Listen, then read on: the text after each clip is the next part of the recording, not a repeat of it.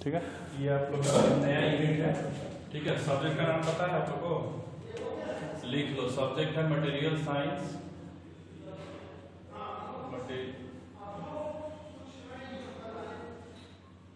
Material engineering and science है, engineering and material science. ठीक है, इसमें आज हम लोग पढ़ेंगे हीट ट्रीटमेंट। ठीक है, तो हीट ट्रीटमेंट के बारे में आप लोग सुने, उष्मा उपचार हिंदी में जो बोला जाता है, पढ़ा है ना, अनिलीकरण, निर्मलीकरण, ये सब पढ़े हो ना, 12th में पढ़े हो ना। तो उसी को बस इसमें पढ़ना है हम लोग को, क्योंकि मटेरियल साइंस का इंपॉर्टेंट चीज है। किसी इसमें क्या होता है कि कोई भी हमारे पास मटेरियल है, कोई भी लोहा है, दुनिया में कोई भी मेटल है, उसकी मैकेनिकल प्रॉपर्टी को इम्प्रूव करने के लिए, ठीक है। अब मैकेनिकल प्रॉपर्टी क्या है हमारा, डक्टिलिटी है, मैलेबिलिटी है, हार्डनेस है, टफनेस है, यही सब होता है ना। हिंदी में क्या बोलते हैं, तन्यता है, अगाध वर्धनीयता है, ब्रिटलनेस है, यही होता है ना, भंगुरता और ये सब। तो जो मैकेनिकल प्रॉपर्टी होता है हमारा, उसको इम्प्रूव करने के लिए हम लोग ये हीट ट्रीटमेंट करते हैं। ठीक है, किसी भी मेटल का मैकेनिकल प्रॉपर्टी इंप्रूव करने के लिए। तो देखो जैसे क्या होता है, डेफिनेशन का बात करें तो क्या है हमारा heat treatment. Heat treatment is defined as the heating of metal followed by cooling under various condition to control and improve the properties of the metal. यानी हम लोग क्या करते हैं, किसी भी मेटल को गर्म करते हैं और उसको कुछ सर्टेन टेम्परेचर तक गर्म करेंगे। ठीक है, कब कितना गर्म करना है, उससे ज्यादा गर्म करना है, कब, मतलब एक कांस्टेंट टेम्परेचर पर गर्म करके कुछ समय तक रखेंगे, फिर उसको अलग अलग तरीके से ठंडा किया जाता है। ठीक है, तो उसमें क्या होता है, अब जैसा रिक्वायरमेंट हो, हमारा हार्डनेस करना होगा तो हार्डनेस के लिए अलग है, तो उसको कैसे गर्म करके ठंडा करना है, उसमें टफनेस बढ़ाना हो, उसमें डक्टिलिटी बढ़ाना हो, तो हर प्रॉपर्टी के लिए अलग अलग ट्रीटमेंट है। ठीक है, समझ में आ रहा है ना। उष्मा उपचार नाम से ही पता चल रहा है, मतलब जो हमारा मेटल है उसका इलाज कैसे करना है हमको। ठीक है, अगर कोई प्रॉब्लम है उसमें, जैसे कोई भी मेटल है हमारे पास, हाई स्पीड स्टील है, तो उसका हार्डनेस बढ़ाना है, हार्डनेस कम है, तो हार्डनेस कैसे बढ़ाएंगे, उसके लिए हम लोग इसको पढ़ते हैं। ठीक है, कैसे बढ़ाना होता है। तो आप देखो इसमें मेन क्या है हमारा, 3 प्रोसेस होता है हमारा हीट ट्रीटमेंट में। ठीक है, कौन कौन सा प्रोसेस होता है, सबसे पहला है हीटिंग। ठीक है, कोई भी मेटल है हमारा, उसको हम लोग हीट करेंगे। ठीक है, अब वो हीट हम लोग एक सर्टेन टेम्परेचर तक ही करेंगे, क्योंकि बहुत ज्यादा हीट करते रहोगे तो पिघल जाएगा, वो पिघलता है ना लोहा भट्टी में गर्म करने पे। तो उसका अलग क्राइटेरिया है इसमें कि हम लोग उसको एक सर्टेन टेम्परेचर तक गर्म करेंगे। वो जब जो हमारा प्रोसेस है उसमें बताया रहता है कि कौन सा प्रोसेस करना है, तो हमको कितना गर्म करना है उसको। ठीक है, दूसरा क्या आता है, इसको बोलते हैं सोकिंग, मतलब कुछ जो टेम्परेचर है हमारा, कभी कभी क्या होता है कि गर्म करेंगे, मान लो कि 100 डिग्री सेल्सियस तक गर्म किए, अब उसको 100 डिग्री सेल्सियस तक उसको हम कांस्टेंट रखेंगे कुछ समय तक। ठीक है, उसके बाद ठंडा करेंगे, उससे उसमें क्या होता है, उसके में वो प्रॉपर्टी डेवलप हो जाता है, मतलब वो गुण आ जाता है उसके में, हार्डनेस का, टफनेस का, जो भी गुण लाना होगा हमको वो उसमें आ जाता है। ठीक है, समझिए ना। उसके लिए हम लोग कुछ समय तक उसको, ड्यूरेशन तक उसको रखते हैं। उसके बाद क्या होता है, उसको कूलिंग करते हैं। और कूलिंग उसमें अलग अलग, कभी कभी क्या होता है कि मेटल को गर्म करके छोड़ दिया जाता है, वो क्या होगा, अपने आप ठंडा होता है। कभी कभी देखना, जो लोहार लोग के दुकान पे जाना, कभी देखना, ठीक है, कभी कभी क्या करते हैं कि वो गर्म करेंगे, पीटेंगे, एकदम से पानी में डाल देंगे, देखे हो ना। कभी कभी छोड़ दिया जाता है धीरे धीरे ठंडा होने के लिए, एकदम से पानी में डालने के लिए। तो वो अलग अलग प्रोसेस है, क्विंचिंग कैसे, या उसमें नमक डाल के ठंडा करना है, या कुछ और डाल के, मतलब जैसे उसका अलग अलग बेरिंग सोल्यूशन वगैरह अलग भी आता है, ठंडा करने वाला चीज भी आता है, कूलेंट वगैरह सब कुछ। तो वो हर प्रोसेस पे डिपेंड करता है कि हमको उसको ठंडा किस तरीके से करना है, उससे भी उसमें मैकेनिकल प्रॉपर्टी में चेंज आता है। ठीक है, समझ लो ना। हार्डनेस करना है तो हमको एकदम से ठंडा करना होता है। ठीक है, क्योंकि उससे मेटल क्या होगा, हार्ड होगा। हार्डनेस और जो है हमारा, और जो क्या बोलते हैं, जो हार्डनेस और जो क्या सॉफ्टनेस, किस पे डिपेंड करता है मेटल का, उसमें कार्बन के मात्रा पे डिपेंड करता है, ठीक है। जिसमें बहुत ज्यादा कार्बन का मात्रा होगा वो क्या होगा, बहुत ज्यादा हार्ड होगा। जिसमें कार्बन का मात्रा कम होगा वो क्या होगा, कम हार्ड होगा, सॉफ्ट होगा मटेरियल हो, ठीक है। तो उसमें इससे हम लोग कार्बन के मात्रा को भी कंट्रोल करते हैं, हीट ट्रीटमेंट से बढ़ाते हैं, कम करते हैं, ठीक है, समझ गए ना। अब इससे हमारा बात आता है कि हीट ट्रीटमेंट से क्या क्या हमको फायदा होता है, ठीक है, क्या क्या इसके कारण है, हम लोग क्यों करते हैं हीट ट्रीटमेंट। तो पहला कारण क्या है कि सरफेस हार्डनेस, किसी भी मेटल का सरफेस हार्ड करना है। क्यों सरफेस हार्ड करते हैं हम लोग, जैसे मान लो कि कोई जैसे जो है हमारा गाड़ी है, तो उसके जो हैंडल पे देखे वो कभी स्क्रैच नहीं आता है, जो स्टील का जो बना होता है, देखे वो कभी उसमें ज्यादा स्क्रैच बहुत रेयर केस में आएगा, क्योंकि उसका सरफेस क्या होता है, हार्ड कर दिया जाता है, ताकि सरफेस हार्ड करने का एक ही रीजन होता है कि वो स्क्रैच वगैरह जो होता है वो रेसिस्ट करे, मतलब उसको विरोध करे, ठीक है, उससे स्क्रैच ना हो, उसका निकल ना उड़े, ये सब, ठीक है, सरफेस हार्डनिंग उसी काम आता है। और उसके बाद आता है मशीनेबिलिटी। जब हम हीट ट्रीटमेंट करते हैं किसी भी मेटल का, तो उसके में जो मशीनिंग एबिलिटी होती है वो बढ़ जाती है, ठीक है। मशीनिंग एबिलिटी कहने का मतलब, कभी देखना जो जिसे लेथ मशीन पे काम देखे हो कभी, या सीएनसी वगैरह पे जो लोग करते हैं, देखे होगे, सीएनसी का देखे हो ना, तो वो जितना प्रोसेस होता है वो मशीनिंग कहलाता है। जैसे अगर कोई हमारे पास मेटल है, जो ऐसे मेटल है हमारे पास, अभी आप लोग इसको अच्छे से पढ़ लोगे, अभी तो आप लोग जस्ट एंटर किए हो ना सेकंड ईयर में, अभी आपको सब पता चल जाएगा, सब पढ़ना है आपको। वर्कशॉप टेक्नोलॉजी पढ़ोगे ना, या पढ़े भी होगे आपको वर्कशॉप टेक्नोलॉजी ना, ये सब पढ़े थोड़ा बहुत। तो उसमें मशीनिंग जो होता है ना, उसी को बोला जाता है। जैसे मान लो कोई पार्ट है, तो इसको हम लोग इसका डायमीटर थोड़ा सा यहाँ से छोटा करना है, इसको टेपर टर्निंग बोलते हैं, ठीक है। ऐसे ये देखो, ये टेपर हो गया हल्का सा, ठीक है, टर्निंग हो गया, step turning, taper turning, knurling, drilling, जो भी हम लोग बोरिंग, ये सब क्या है, हमारा मशीनिंग प्रोसेस है, सीएनसी से होता है। हाँ, ये सब सीएनसी और लेथ मशीन से होता है, ठीक है। तो वही मशीनिंग एबिलिटी उसमें बढ़ जाती है। अब पता चले हम लोग जैसे किसी के, जैसे मान लो कि जो वुड मटेरियल का होता है, वुड, उसमें क्या होता है, कभी कभी हम लोग कील मारते हैं तो क्रैक कर जाता है, होता है ना, किसी में देखना क्रैक कर जाता है, और किसी में नहीं करता है। जो सॉफ्ट लकड़ी होता है उसमें क्या होता है, नहीं होता है, नहीं करता है ना, कितना ही मारोगे तो क्रैक नहीं करेगा, ठीक है। तो वही चीज है, एक तरीके से समझ लो कि जो हमारा जो क्या बोलते हैं मेटल है, उसकी एबिलिटी, मैकेनिकल एबिलिटी को बढ़ा देता है, तो वो क्या हो जाता है, हमारा मशीनेबिलिटी हो जाता है, ठीक है। उसके बाद हीट ट्रीटमेंट जो है वो माइक्रो स्ट्रक्चर्स भी चेंज करता है, ठीक है। जो भी कोई भी मेटल का जो होता है, उसके अंदर में जो उसके एटम्स, मॉलिक्यूल्स होते हैं, उनका एक अपना स्ट्रक्चर होता है, ठीक है, सबका, तो वो उसके में भी चेंज लाता है, ठीक है। अगला क्या है, उसके इंटरनल स्ट्रेस को भी रिलीज करता है, ठीक है।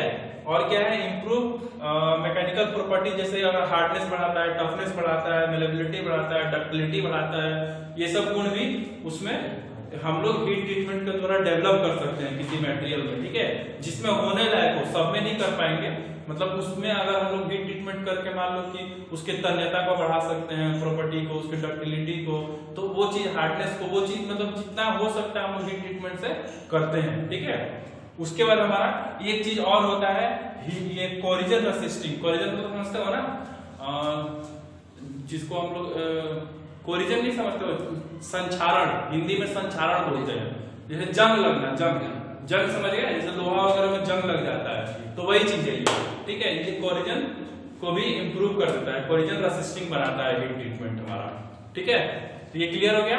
अब हम लोग अलग अलग हीट ट्रीटमेंट प्रोसेस पढ़ेंगे, ठीक है, कि हमारा हार्डनिंग क्या होता है, टेम्परिंग क्या होता है, ये सब पढ़ेंगे, ठीक है। अभी पढ़ते हैं,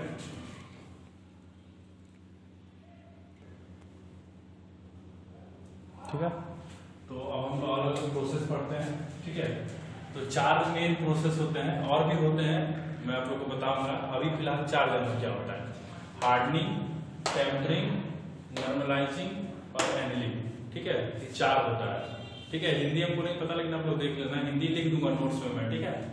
तो देखो, हार्डनिंग क्या होता है कि इसको हम लोग यूज करते हैं कि हमारा हार्डनेस बढ़ाने के लिए, किसी भी मेटल का, कोई सॉफ्ट मेटल है तो उसके हार्डनेस को बढ़ाने के लिए, और शॉक और उसका जो इंटरनल, जैसे कि होता है ना, जो हार्डनेस बढ़ेगा, तो एक अगर मेटल ज्यादा हार्ड है और दूसरा सॉफ्ट है, तो वो उसको काट देगा, देखे हो, जैसे कभी लोग जाते हैं गांव में, तो जैसे चक्कू खरीदना होता है मेले में, तो क्या करते हैं, एक दूसरे चक्कू को ऐसे मारते हैं धार को, जो मुड़ जाता है वो सॉफ्ट मेटल का है, मतलब खराब है, और जो काट देता है वो हार्ड मेटल का है, वो अच्छा है। यही चेक करते हैं ना नॉर्मल लाइफ में, तो वो हार्डनेस चेक करते हैं एक तरीका से हम लोग को अनजाने में कि हार्ड कौन सा ज्यादा है, तभी ना काटेगा वो। किसी भी नॉर्मल से एग्जाम्पल लो, अगर कोई सेब है और कोई चाकू है, तो अगर हम काटेंगे चाकू सेब को, तो सेब का हार्डनेस कम है ना, तभी तो वो चाकू उसको काट पा रहा है। या नॉर्मल जैसे शीशा बोल रहे हैं, जैसे जो ग्लास वगैरह लगता है घर में, उसको हम लोग काटते हैं जब शीशे की दुकान पे जाना, तो उसमें क्या होता है, जो कटर होता है उसका हार्डनेस ज्यादा होता है तब काट पाता है ना वो, सॉफ्ट अगर शीशा टूट जाएगा कटेगा नहीं। तो उसमें क्या होता है, उसमें कौन सा हीरे का पानी टाइप का लगाया रहता है, ठीक है, वो कटर जो होता है उसमें हीरे का प्रॉपर्टी होता है, उसमें बहुत ज्यादा हार्ड मेटल का होता है, तभी वो काट पाता है। ऐसे छोटा सा होता है, ऐसे करके खींच देंगे ऐसे और फिर ऐसे मोड़ देंगे, टूट जाता है, देखे हो। हाँ, तो उसको हार्ड होता है बहुत ज्यादा, तो हार्डनेस का मतलब वही है, वो क्या करता है, to enable steel to cut another metal, मतलब जो इसका हार्डनेस बढ़ेगा तो दूसरे मेटल को काटने योग्य बन जाता है ये, ठीक है। दूसरा है कि जो मटेरियल है हमारा उसका लाइफ इंक्रीज कर देता है, मतलब कि ज्यादा दिन में वो मटेरियल खराब होगा, पहले मतलब जैसे जो मान लो कि 10 साल में खराब होता होगा वो 15 साल में खराब होगा, ठीक है। तो जैसे जो हमारा लोहे का पाइप लगता है, जो नलके वलके में जो नीचे जमीन में जाता है, तो उसका हम लोग करते हैं, हार्डनेस बढ़ाते हैं, तो क्या होगा, उसका लाइफ इंक्रीज कर जाता है। तो वो जो पाइप 10 साल में खराब होने लगा वो 20 साल में खराब होगा। तो वो सब प्रोसेस है, ये डेली लाइफ का एग्जांपल है ऐसी, ठीक है। तो लाइफ इंक्रीज करता है, इफिशियंसी भी इंक्रीज करता है, मजबूती भी बढ़ाता है उसका, ठीक है, ठीक है, समझ गए। अब देखो ये होता कैसे है, तो इसमें क्या होता है कि जो हमारा जो हीट प्रोसेस है, इसमें कह रहा है कि the heat treatment process in which steel is heated above the critical temperature. अब क्रिटिकल टेम्परेचर क्या है, जहां पे वो मटेरियल गल जाता है, गलने लगे, मतलब मेल्टिंग पॉइंट मान लो एक तरीका से, ठीक है। तो इसको हम लोग कहां तक गर्म करेंगे, देखो steel is heated above the critical temperature, मतलब या तो वो मेल्टिंग पॉइंट जो है उसका, मान लो किसी मेटल का मेल्टिंग पॉइंट 200 डिग्री सेंटीग्रेड है, तो 200 डिग्री सेंटीग्रेड या उससे थोड़ा ऊपर तक गर्म करेंगे, ये कह रहा है, ठीक है। Heated the above critical temperature and holding at the temperature for a considerable time, मतलब उसका क्राइटेरिया दिया रहता है आपको किसके मेटल को कितने देर तक होल्ड करके रखना है उस टेम्परेचर पे, तो हम लोग क्या करेंगे, उसको होल्ड करके रखेंगे, ठीक है, सम टाइम के लिए उसी टेम्परेचर को उसको मेंटेन करके रखेंगे टेम्परेचर को, ठीक है। सुनाई दे रहा है, ध्यान, ठीक है, तो होल्ड करके रखेंगे, ठीक है। And ensure through maintenance of the temperature the side,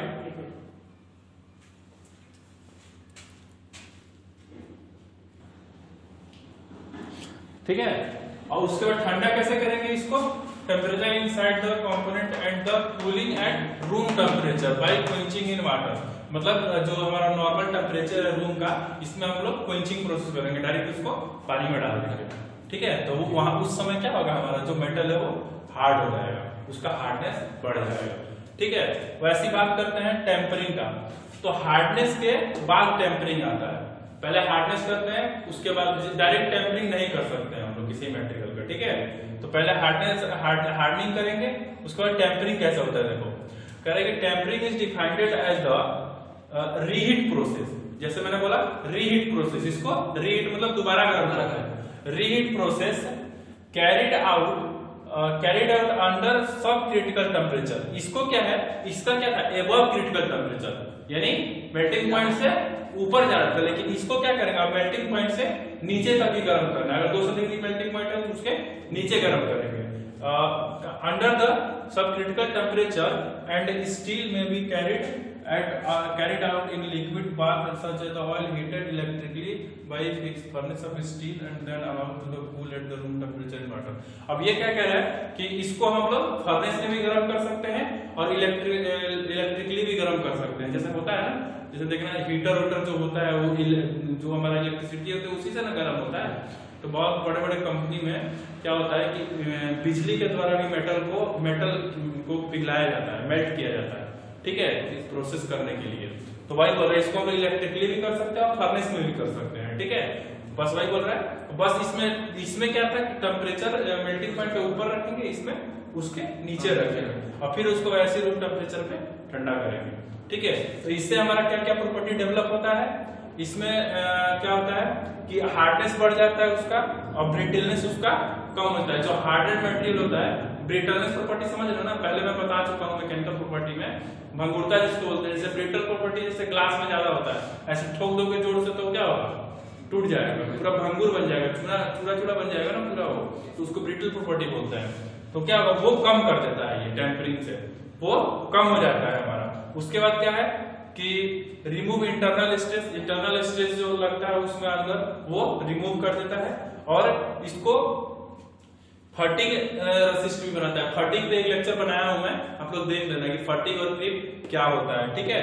fatigue एक पूरा लेक्चर है, ठीक है, फटीग टेस्टिंग का भी आप लोग देख लेना।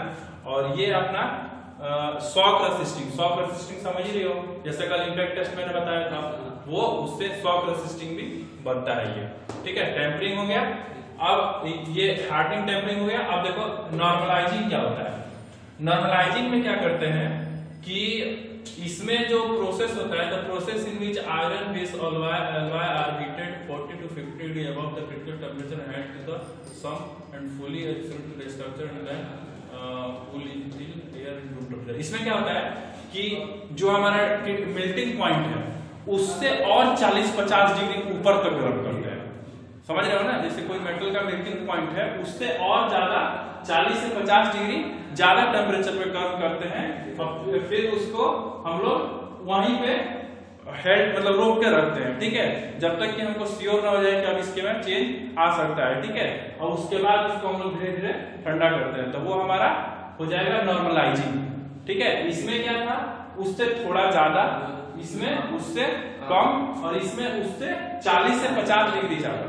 50 डिग्री सेंटीग्रेड टेम्परेचर बहुत ज्यादा होता है, समझ रहे हो ना, गर्म होने लगता है, उसमें रखते हैं, ठीक है। 50 डिग्री सेंटीग्रेड पर रखेंगे और उसके बाद इससे क्या क्या डेवलप होता है, इसमें प्रॉपर्टी क्या डेवलप होता है कि इसके इंटरनल स्ट्रेस को कम करता है, मैकेनिकल एंड इलेक्ट्रिकल प्रॉपर्टी को बढ़ाता है, जैसे कंडक्टिविटी बढ़ जाता है, किसी में इलेक्ट्रिकल प्रॉपर्टी मतलब चालकता होता है ना, बढ़ाता है। और इसको होमोजेनियस स्ट्रक्चर प्रोवाइड करता है, जो बताया मैंने, नीचे मॉलिक्यूल्स जो होते हैं और एटम्स जो होते हैं वो स्ट्रक्चर बना होता है अंदर मेटल के, तो उसके होमोजेनियस स्ट्रक्चर बताता है। अभी वो बताऊंगा, मैं बताया नहीं हूं अभी, ठीक है, तो मैं आगे बताऊंगा फर्स्ट यूनिट का। और ठीक है, आज इतना ही रहेगा, कल आप लोगों को बताऊंगा आगे, ठीक है।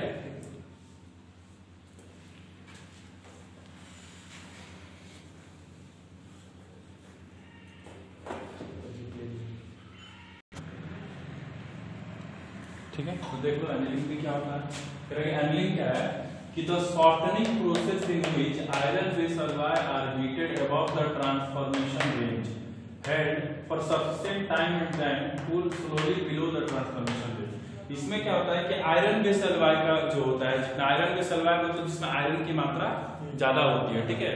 तो आयरन बेस जितने भी alloy होता है, alloy पढ़े हो ना, मिश्र धातु, हाँ, तो जितने भी alloy होते हैं वो क्या होता है, उसको ट्रांसफॉर्मेशन रेंज मतलब कि होता है ना, जो गलता है जैसे लिक्विड में चेंज होगा, फिर ऐसे ट्रांसफॉर्मेशन रेंज होता है। जब मैं ट्रिपल टी डायग्राम बताऊंगा आप लोगों को तो समझ में आएगा ज्यादा। तो ट्रांसफॉर्मेशन रेंज तक उसको क्या करते हैं कि उससे ऊपर तक गर्म करते हैं, ठीक है, जैसा कि मैंने नॉर्मलाइजिंग में किया था, ठीक है, लगभग वैसा ही। और फिर इसमें क्या था कि हम लोग रूम टेम्परेचर पर ठंडा किए थे, लेकिन इसमें क्या है कि ट्रांसफॉर्मेशन रेंज के थोड़ा सा नीचे आके ठंडा करेंगे, रूम टेम्परेचर ज्यादा ठंडा हो जाएगा, धीरे एकदम हल्का हॉट पे उसको धीरे धीरे छोड़ देंगे, मतलब कुछ समय के लिए। तो वो क्या होगा, उसमें वो प्रॉपर्टी डेवलप हो जाएगा कि डक्टिलिटी क्या होता है उसका, मैकेनिकल प्रॉपर्टी डेवलप हो जाएगा, इलेक्ट्रिकल प्रॉपर्टी डेवलप हो जाएगा, उसमें मैग्नेटिक प्रॉपर्टी भी आ सकता है, ठीक है, वो भी डेवलप करते हैं इससे। और इसका हार्डनेस रिड्यूस करके इसकी मशीन एबिलिटी को इम्प्रूव करता है, ठीक है। समझ, इसमें बस थोड़ा सा का अंतर ये दोनों में, समझ रहे हो ना। इसमें रूम टेम्परेचर पर ठंडा होता है और उसमें थोड़ा सा उससे ट्रांसफॉर्मेशन से नीचे आके ठंडा करते हैं उसको, ठीक है, और वहीं पे मतलब कुछ होल्ड करके रखते हैं उसको, ठीक है, ठीक है। तो आपको याद क्लियर हो गया।